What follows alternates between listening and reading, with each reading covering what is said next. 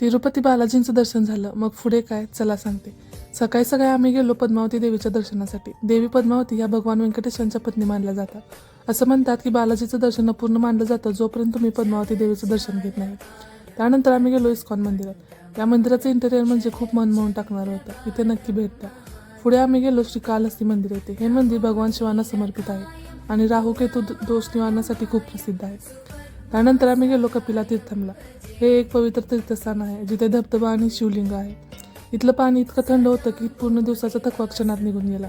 खरं सांगायचं इथून बाहेर यायची अजिबात इच्छा होत नव्हती. यानंतर आम्ही सगळ्या बॅग्स घेऊन स्टेशनकडे गेलो कारण 7:30ला आम्हाला ट्रेन पकडायची होती. असा होता माझा ईश्वरपूर ते तिरुपतीचा सुंदर आणि भक्तिमय प्रवास. कमेंट सेक्शनमध्ये नक्की सांगा हा तुम्हाला कसा वाटला आणि व्हिडिओ सेव्ह करून ठेवा कारण पुढच्या वेळेस तुम्ही तिरुपतीला गेला तर नक्की उपयोगी पडेल.